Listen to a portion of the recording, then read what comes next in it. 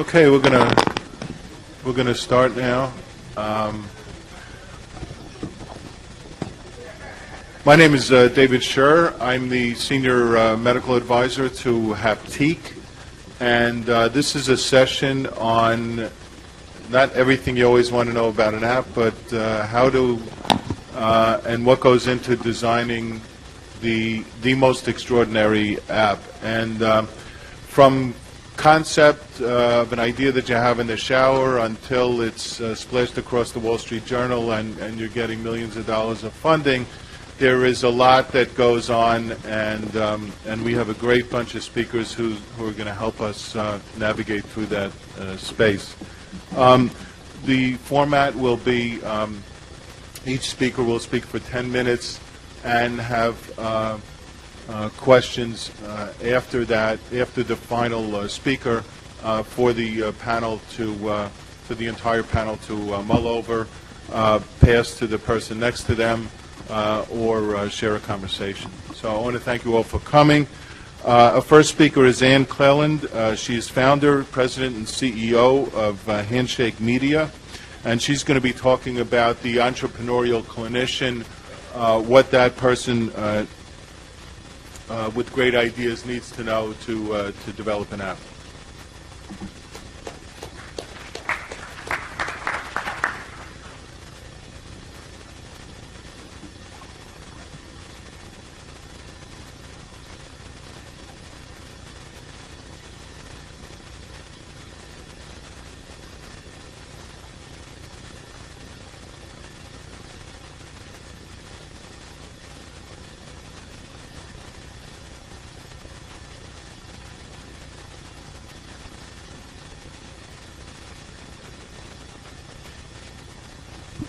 We have technical problems with the slides, but Ann's going to give her talk anyway, because this is what we do.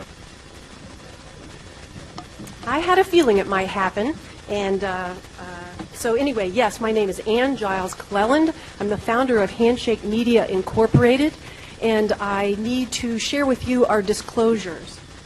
I am the founder and president of Handshake Media Incorporated, and we are the developers of CogniChoice, a behavioral health mobile application. CogniChoice will be used in a pilot study with obese and adolescent pediatric patients in partnership with an academic medical center.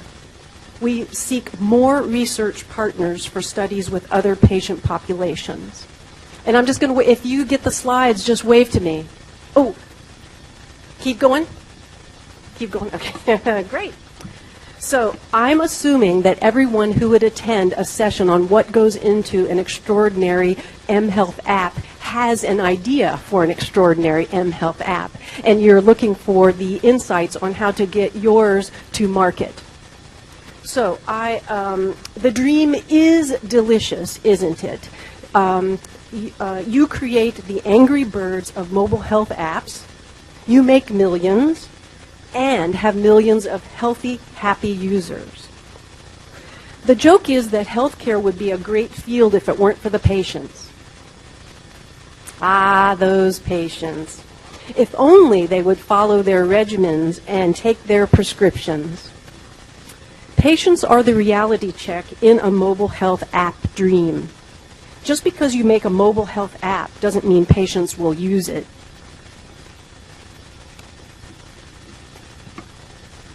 It's very challenging out there for all mobile apps.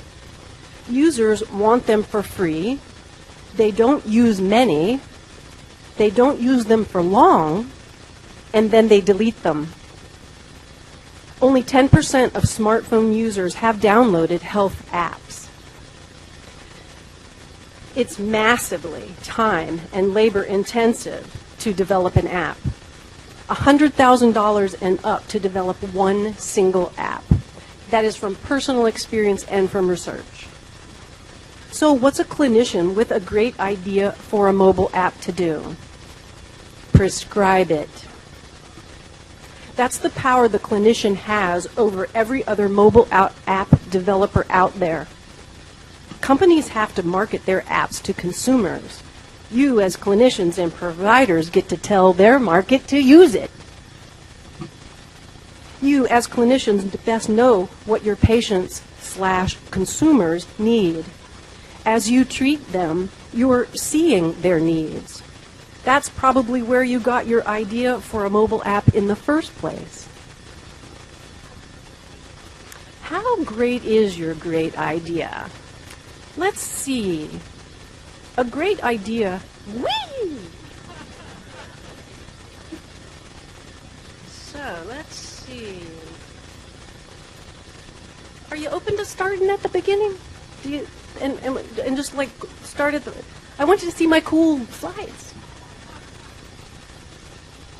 Yeah, so there we go. Now I'll click. So here's the dream. See how delicious it is? With all the, there's your big money and all your happy, healthy users. So I'm clicking, there we go. And see, there's the patients, and that's the problem with mobile health app. They're not compliant and they're not adherent. So there's the problem. Just because you make an app doesn't mean they will use it. And here's the data, so you can look at the slide later, when it's available. Yes, so this is, when I say prescribe it, there it is. Yes, your competitive advantage. Let's see. No, I'm on creative idea. I don't know where you are. I would like the one that says, how great is your great idea? There we go. I think it's next. Here we go. So let's see how great your idea is. A great idea for a mobile health app is only great if it's evidence-based and it works. It's that simple. How to define evidence and it works is not as simple. If you have a great idea, it only becomes a great app when, horrors, it's not about the brilliance of a clinician, and it's not horrors about the massive quantities of cool data you can collect. A great app is about the patient.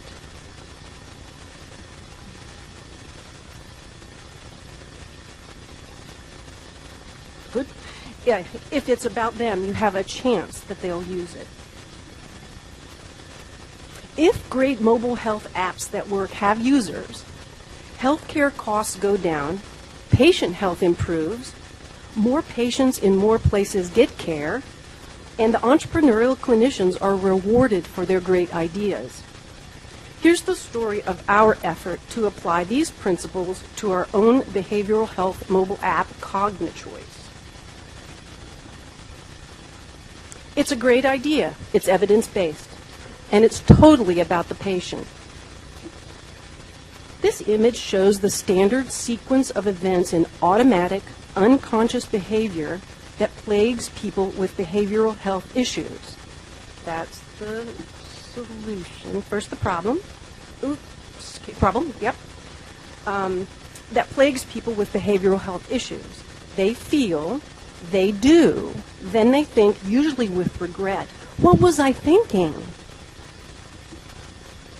Our app interrupts that automatic sequence and invites users to check in with themselves about what they're feeling and thinking before they make a choice. It's a great idea, it makes sense, and it's evidence-based. But does it work? Angry Birds works because it entertains people, but a health app has to work in another way. We're talking about health apps for people with real problems, sometimes dire problems. Research studies are so time-intensive, labor-intensive, and cost-intensive to put on, but we believe we must know our apps work before we offer them to patients. So we have submitted CogniChoice to the test in a pilot study. It's hard for a mobile app developer to do that, but we believe it must be done. Developing and taking a mobile app to market is a tough challenge, but not so very tough for a clinician. Your experience treating patients tells you what the market needs. You've got the expertise to design the app and to design the research study, and you have access to human subjects.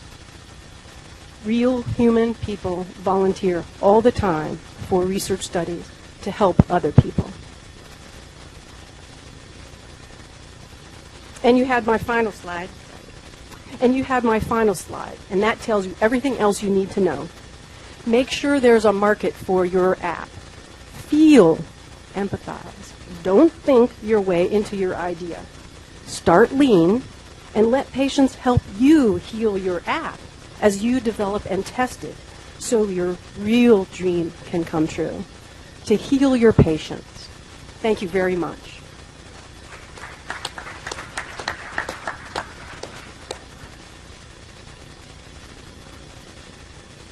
Thank you very much, Ann. I think that was a great presentation, and I can't emphasize more as a former physician, former practicing physician, that the number one thing to start with is a problem you're going to solve. Because if you have a technology that's looking for an indication, that's a sure-side recipe for commercial failure. So we have our next speaker is Hon Sonnen. He's creative director at Involution Studios, and he's going to talk about hacking health, designing and understanding mHealth. Thank you.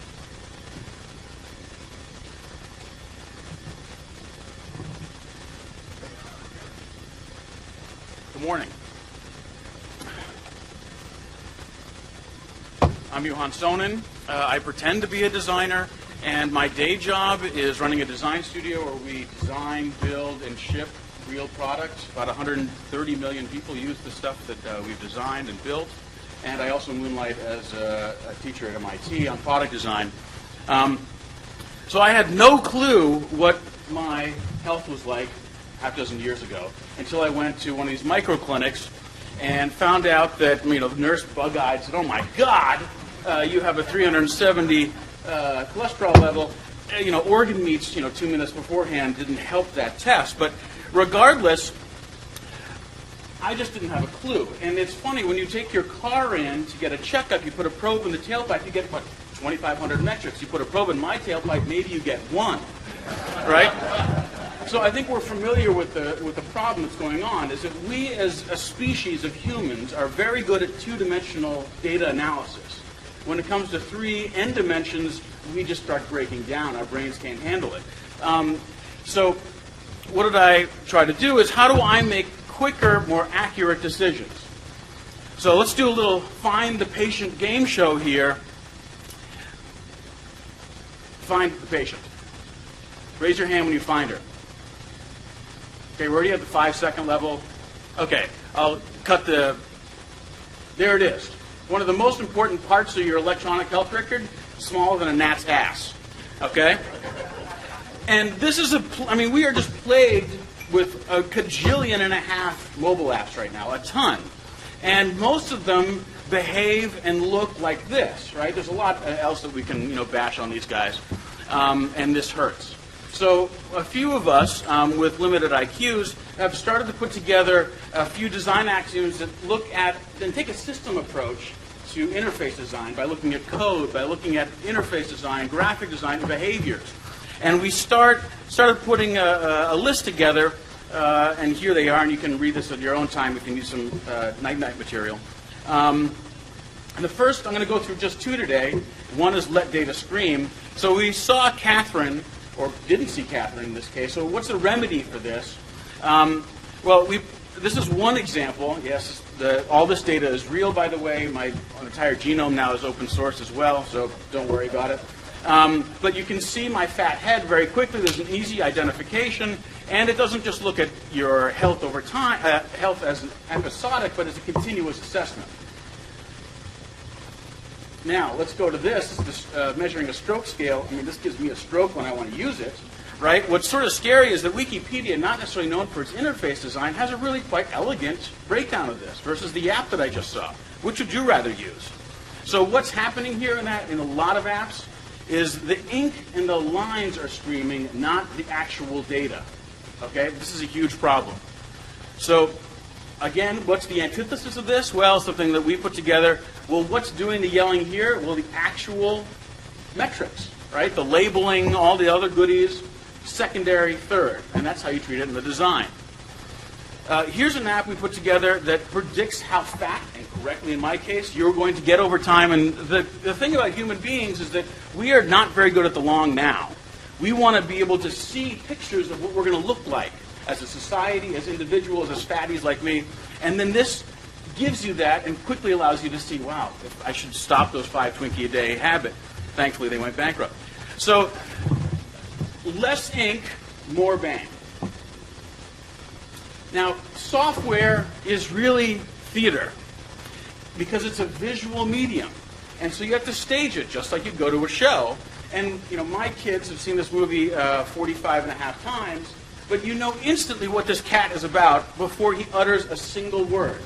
Interface design has to use those similar techniques when they guide people through workflows, when they guide people to certain behaviors, without you actually doing anything yet.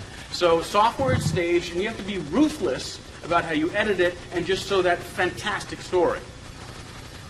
So most electronic health records and apps we use put the curtains on your software, and they only expose about 40% of your screen real estate to patient data. I mean, that's criminal. It's not that the designers and project managers and engineers and all their fantastic intellect said we're going to put filtering first, but they do. And yet when you walk around the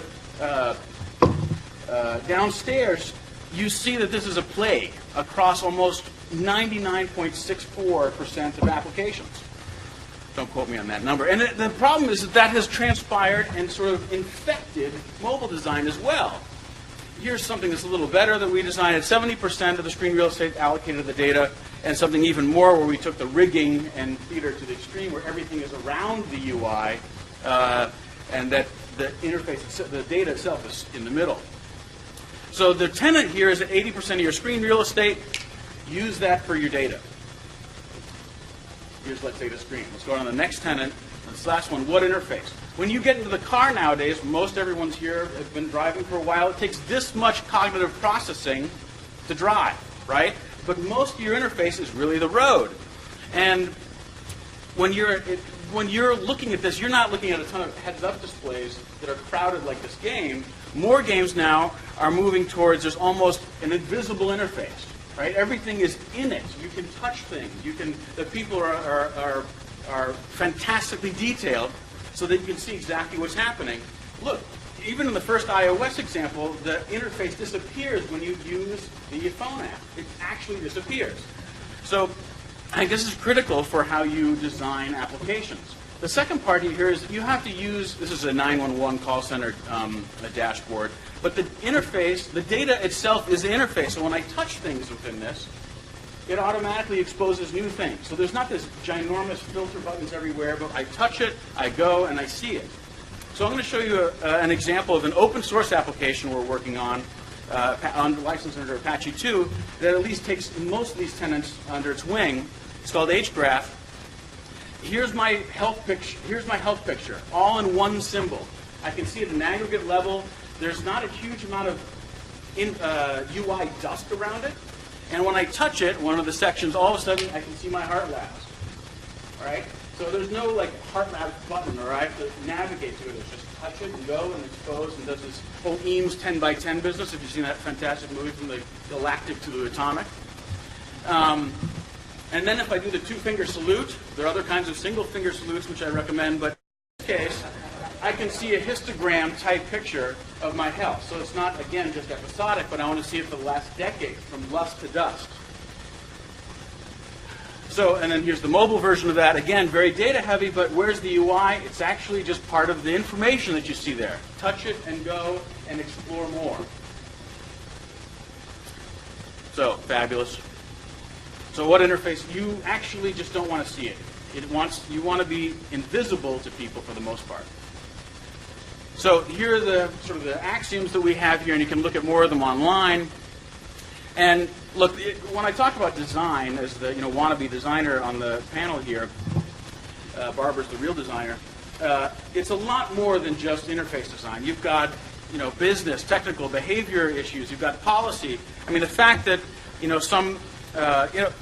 we don't have really good data standards right now. CCD is a sort of a laugh fest. You can inject HTML into it anywhere. You have a clob at the end that still validates through, Project Leica and all that kind of stuff.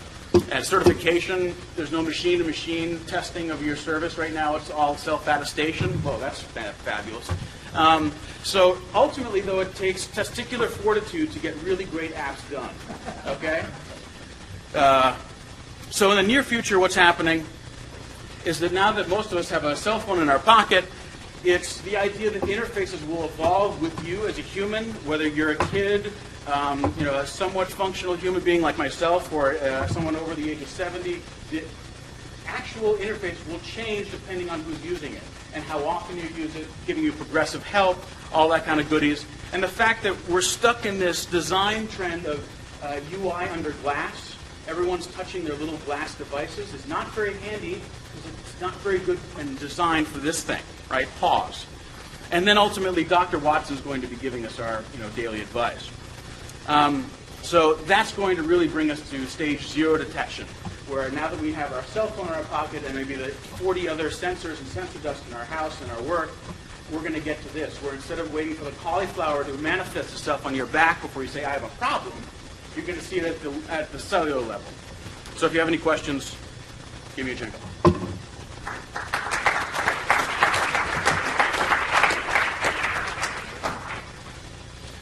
That was excellent. Our next speaker is Barbara Stanton.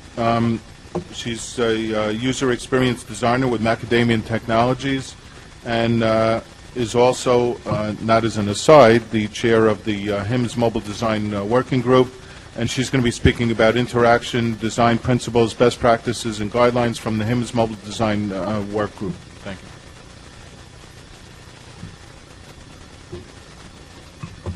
Hi, everyone. First, of course, I want to thank you all for coming to listen. I think this stuff's all crazy exciting, so I'm thrilled that somebody else does too.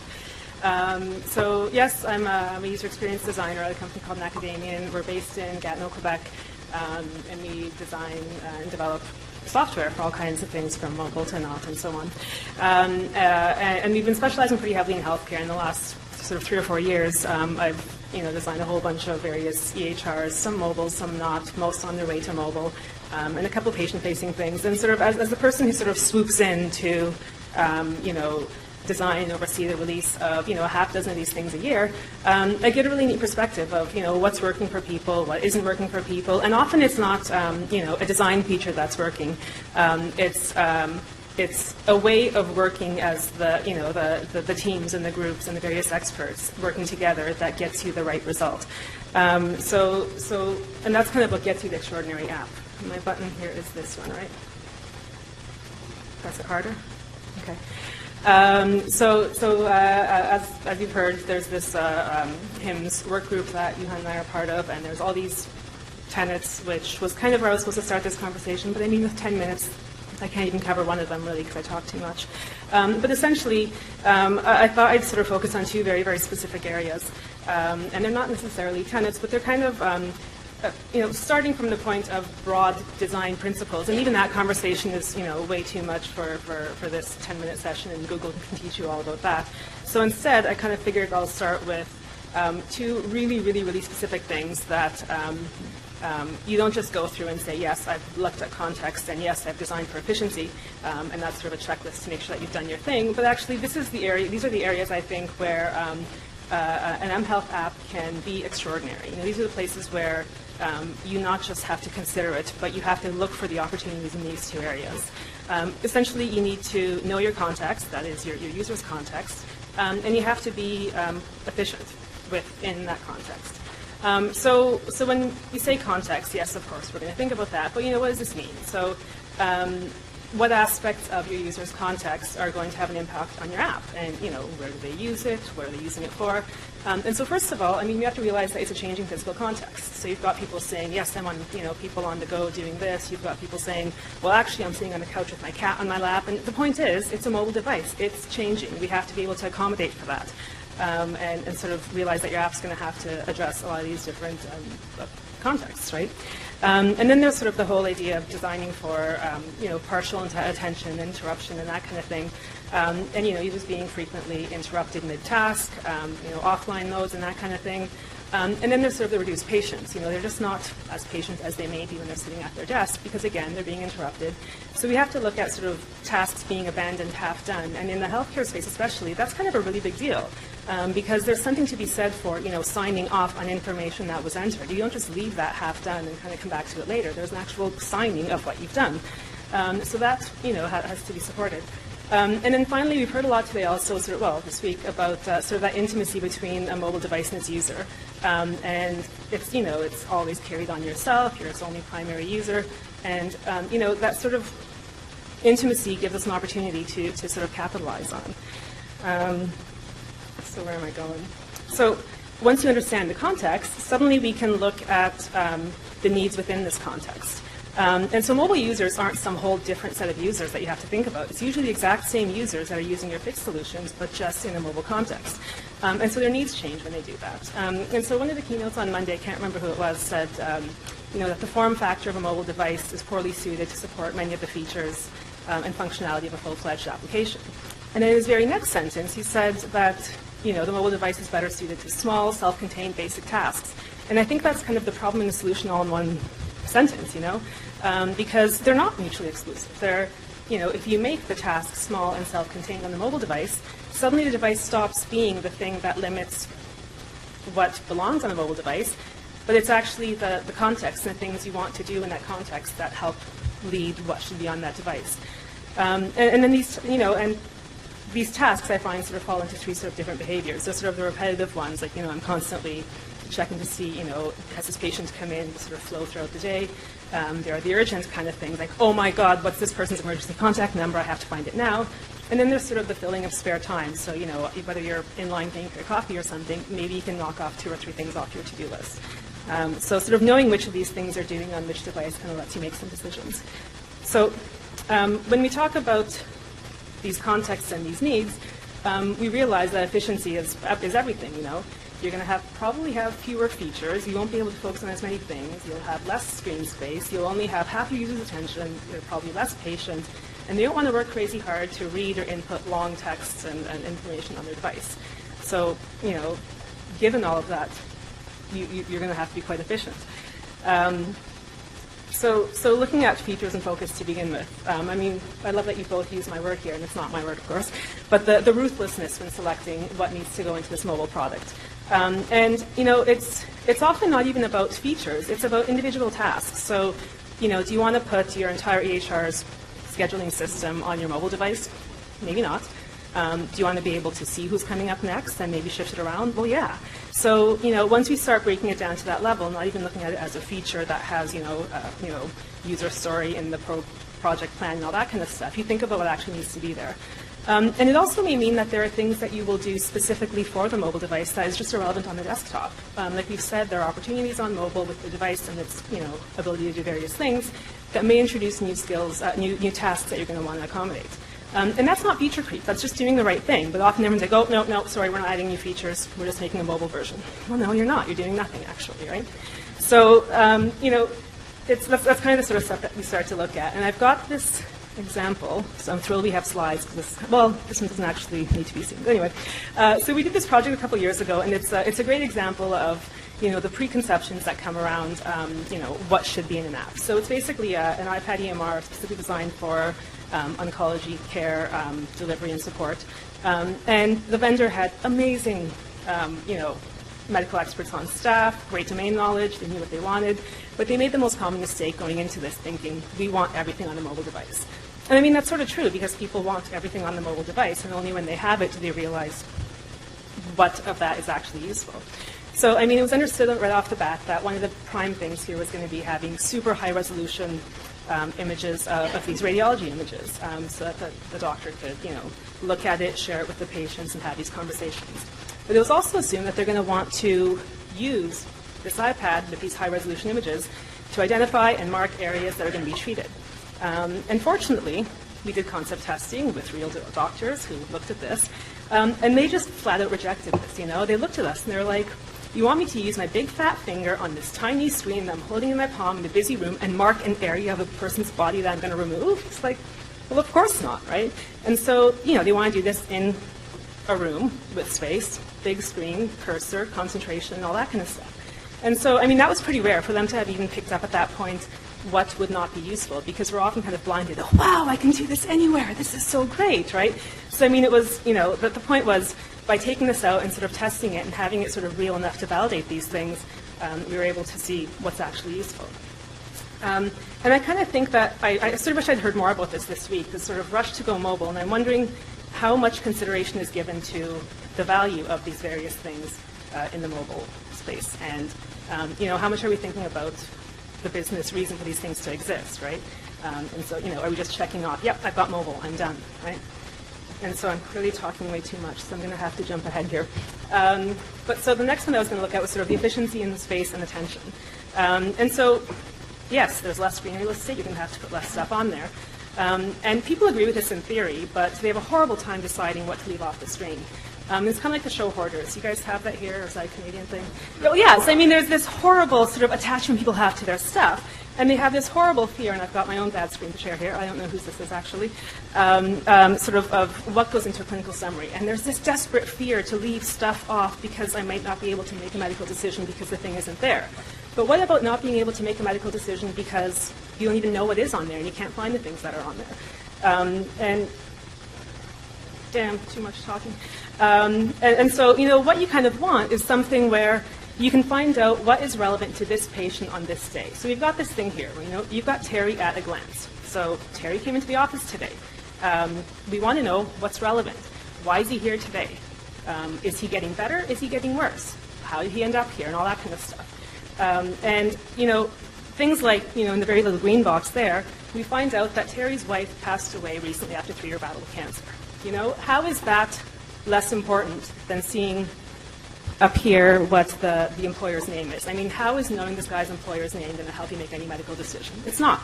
So sort of painting a picture of what's relevant today, and this is where sort of a one-size-fits-all, you know, screen for anything is just sort of irrelevant. And so I'm essentially out of time, but let's get to that part. And so really, it's all about the efficiency and all these things that we've been talking about. And, you know, I think the last sort of part was around entering information. And one of the big complaints we hear from these users is entering structured data is hard. And so what do? Do you want speech recognition? Do you want smart defaults? Do you want guided entry or anticipation? Well, yeah, you want all of that. And how you would do that, of course, depends on the thing that you're doing. And, you know, rather than saying, you know, I need speech recognition and that's that, it's really a matter of figuring out, what are you trying to do? Am I going to spend more time trying to navigate to the cell where I want this information to be captured than simply tapping a box and talking to it? So suddenly you're merging these various technologies and just finding the right thing.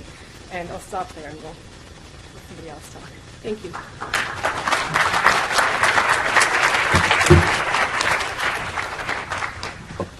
Thank you very much, Barb. Next, we have David Windhausen, who's a Senior VP of InTouch Solutions, who's going to discuss his product in the context of the title, What Goes into Making an Extraordinary Yeah. Thank you. Thanks for having us. As Barbara said, this is a pretty exciting topic for us at InTouch. And what I'm going to do is really, when we ask this question, I'm going to try to maybe summarize a little bit what all the other panelists have said here, and really look at extraordinary mHealth apps from a strategic standpoint, first of all, to ask the question of how are we defining the value of the application. To Dr. Scheer's point, you better have a problem before you're going to go out there to the marketplace, and it needs to be very specific. And then secondly, how are we going to define the service that we're delivering as value to the application. So really, in my opinion, when you look at an extraordinary mHealth app, these are the two key components. And when we dive into value, I'm going to really begin to talk about, it's not really about the technology, right? As Ann said, the patients are the reality check here.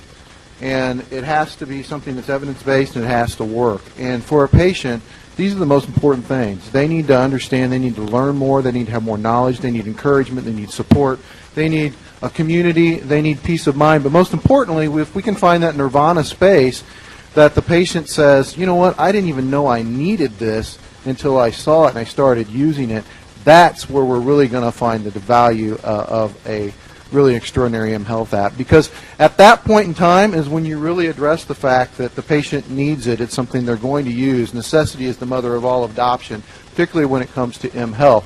And the one thing to keep in mind, and what I'm going to walk through a bit here from a strategic perspective at how do we determine what's going to go into our extraordinary mHealth app, is what the life cycle of the patient looks like. And each step of that journey has different challenges, it has different emotional needs, and it has different support needs, all of which that we need to take into consideration. And in particular, we look at 4 key principles, and we've seen many of the other panelists touch on these principles that we're going to consider at every step of the journey as to what's the relevance of this. Number 1 is, I don't want to have to think about using this app. It needs to be really passive, in terms of making it something that's readily visible and readily understandable, but I don't want to think about it. I don't want to have to really think about what I'm tracking as the data daily basis. And then secondly, can you be a sort of a road sign to me? Tell me I'm making some progress. Tell me when I'm not. We've all been driving down the road. We've seen the sign that pops up and says, hey, you're doing 47, and you realize it's 35. We all slow down for at least the next 5 miles, right? So if this app can become that kind of indicator to me, be that measurable road sign to my progress. And then third, how are you going to be the bridge, the open, the extended hand to my social network to help me through what I'm moving through, whether it be early stage where I'm trying to figure out and diagnose my disease state, or late in the stage when I'm talking about my lifestyle management. I'm going to bring in my total caregiver into my social network. And lastly, this isn't the only thing I'm going to use, so please integrate with all of the other apps that I'm trying to use to help me manage my lifestyle. When we look at the patient journey, I think we're all familiar maybe with these 6 steps. We start off with unexplained symptoms. We get down into researching these symptoms. This isn't probably the best place to target from a strategic standpoint what your mHealth solution is, primarily because once I go out and begin to understand and research, and there's a majority of people that use the internet for this, we know that, but when I figure it out, then the mHealth app really becomes not very useful to me anymore as a patient, and I'm going to fall off of that. So we're going to really concentrate on steps 3, 4, 5, and 6, and I'm going to kind of combine 3 and 4. What do I really care about as a patient at this point? Diagnosis, treatment, knowledge? Well, it's my quest for knowledge. That's what I want to know. And in this case, when I think about mHealth apps, it's about social voyeurism. How can I find other people that are going through the same problem I have and see what they're doing? Can your app help me do that? We move on to number 5, starts the treatment. This is all about modifying my behavior.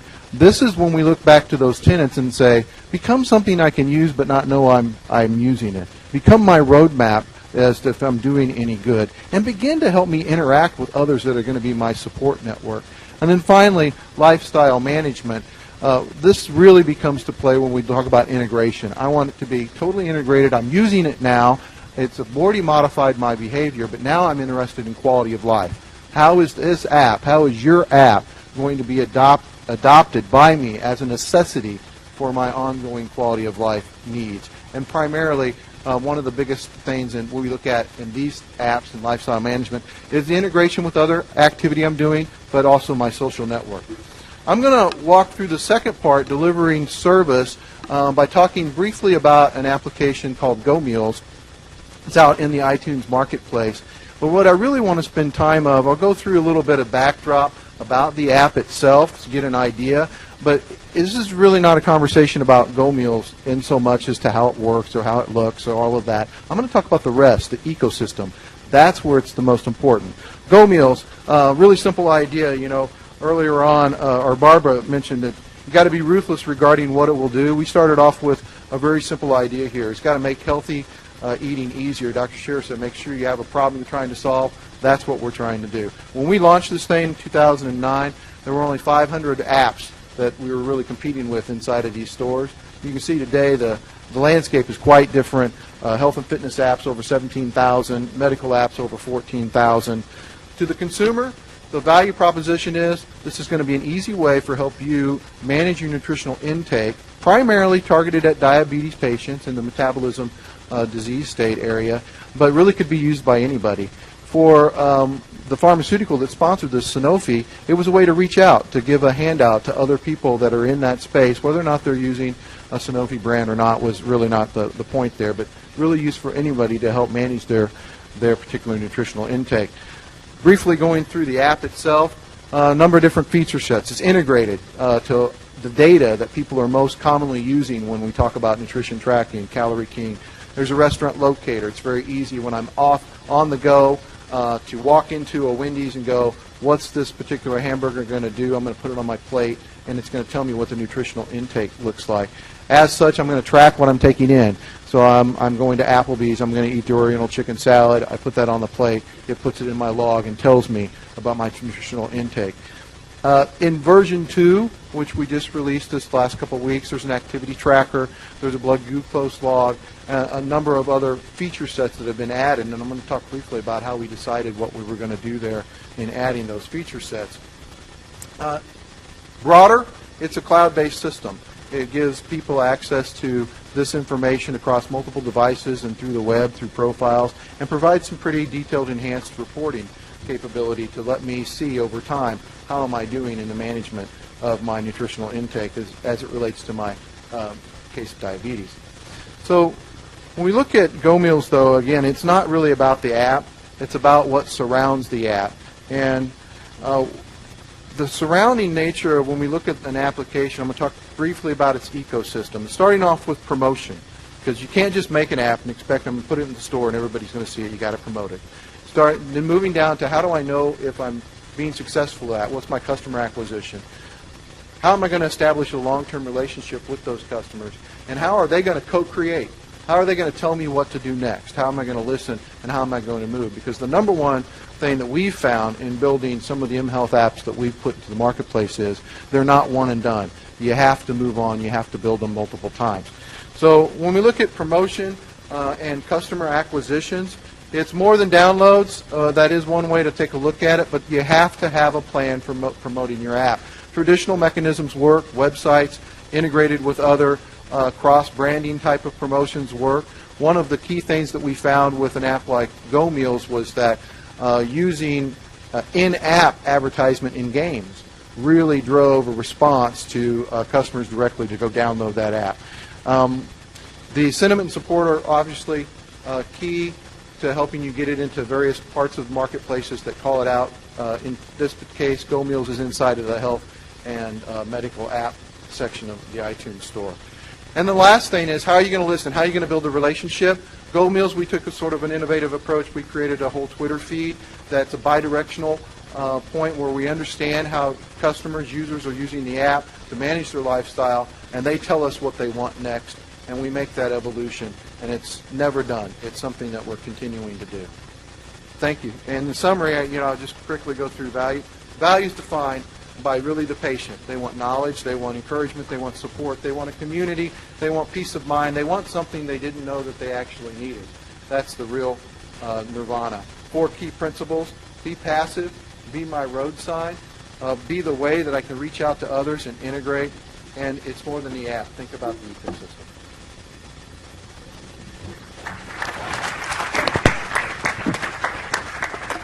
I'd like to thank all the panelists for their excellent presentations, and we'll now open this up for questions. If somebody can come up to the mic and identify themselves first.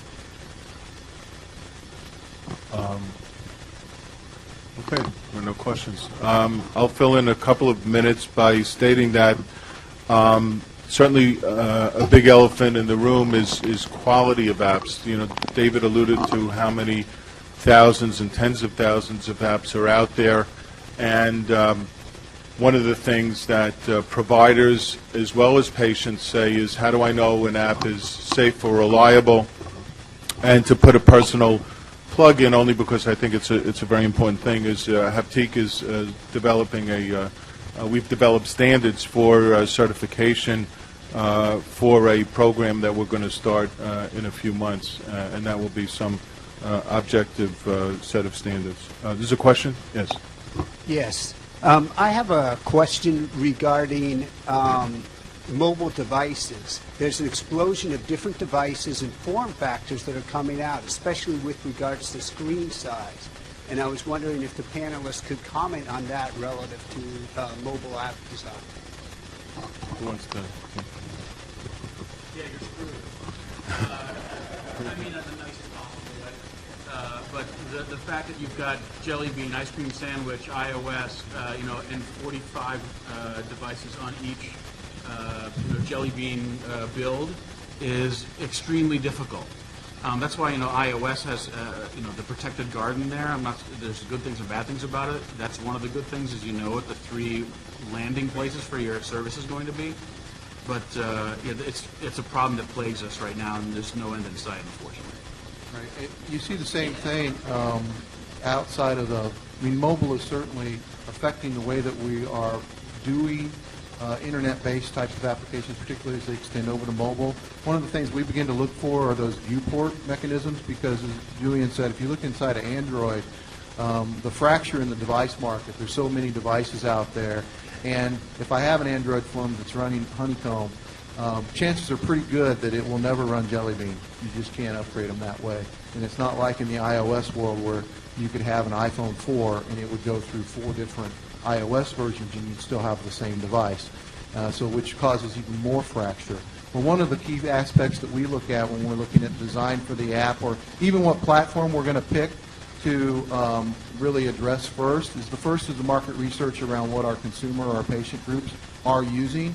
And it's somewhat surprising to me that Android has such a big hold on the consumer market, yet when we go out and do the research, still currently, the iOS devices are still primarily what patients are telling us that they would most readily go to. So we've been targeting the iOS for that particular reason.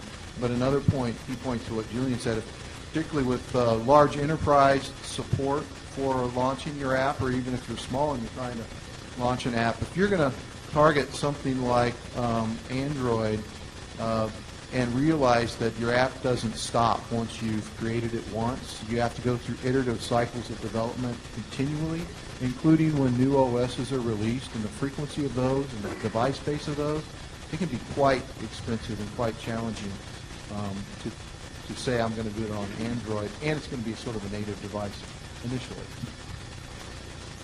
I just wanted to add a little bit to that, and picking your devices and platforms is one part of it, and then of course figuring out what's going on each of those various devices and sizes and platforms is another thing, and together you sort of have to find that magic.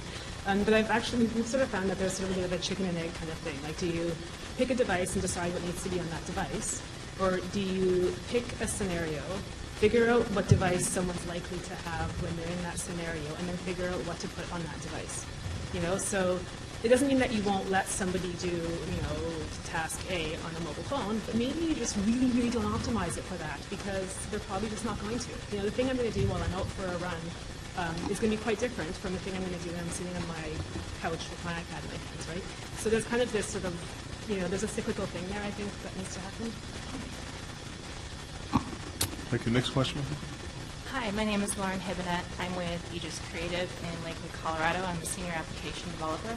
My question is in regards to pricing an application when you do take it to market. When you're spending, $100,000 on an application, where do you come up with the methodology behind pricing it?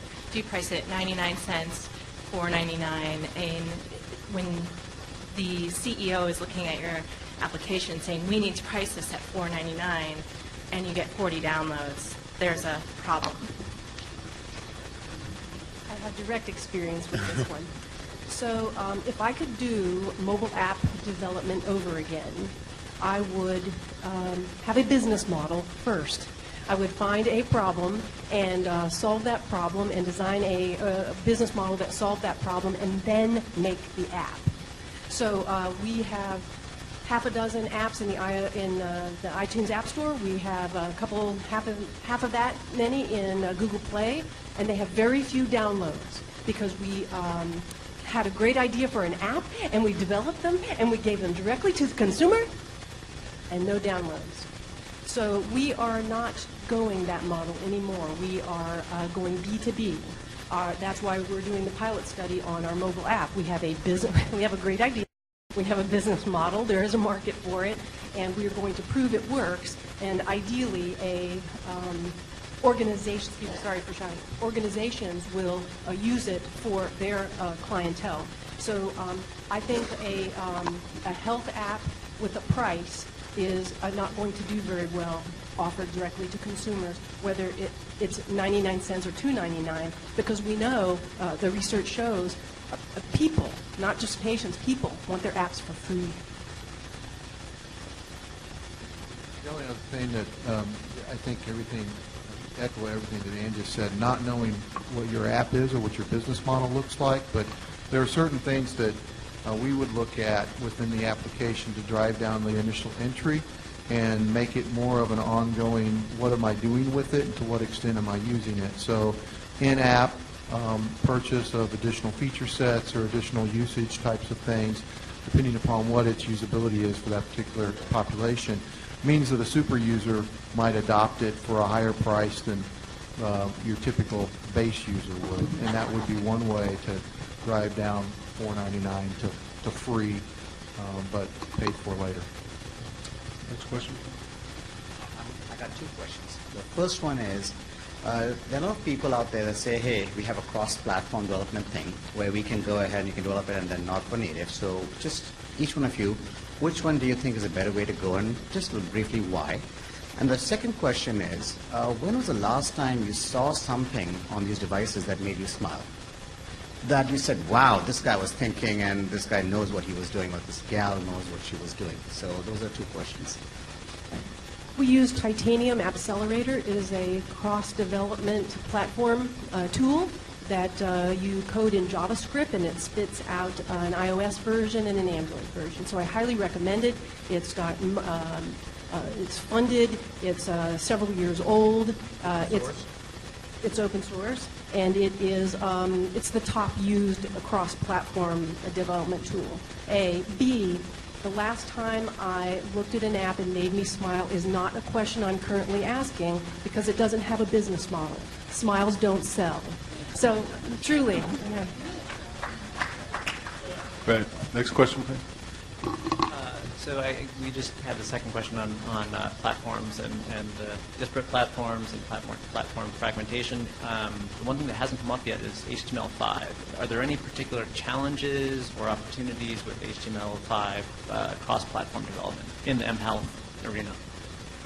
A quick hit on HTML5.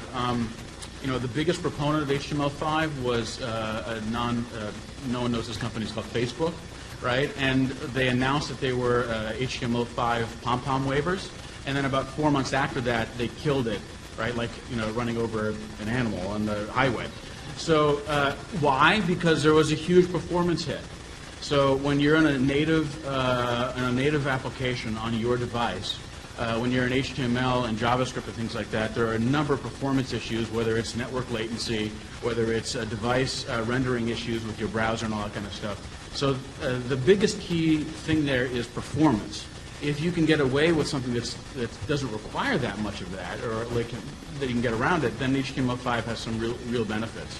But that is really on a service-by-service need. Yes, our pilot study that we are doing, we use a web browser version of our application for the pilot study. When we get funded, then we'll spit out the native app. It's exactly it. It doesn't perform like the native app version or the Titanium Appcelerator version does, but it's too expensive to code it for native. So we're using web for the pilot study. So that might be something of value to think about. Can I make it lean enough to just make it web browser for my pilot study to prove that it works? So I don't know if I'd agree with expense, is because there's a number of places you can bleed in coding and design both.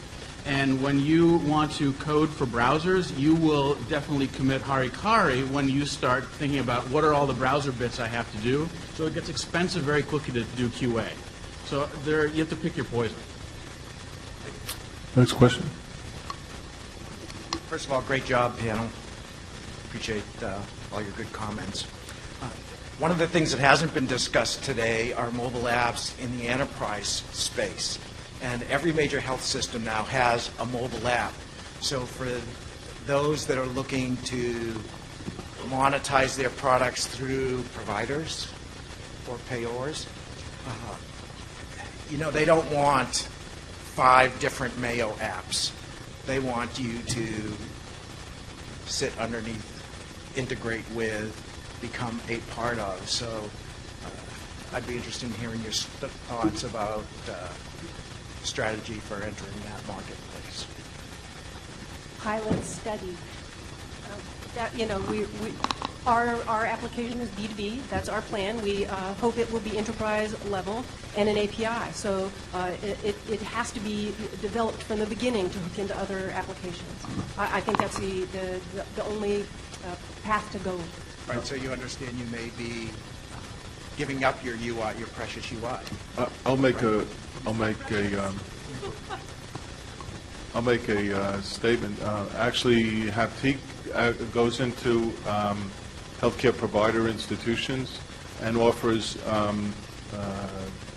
customized branded app stores, and that could potentially, that model could potentially be a venue for that kind of thing. Well, I want to thank everyone for coming. I hope we all learned something, and we'll see you at HIMSS.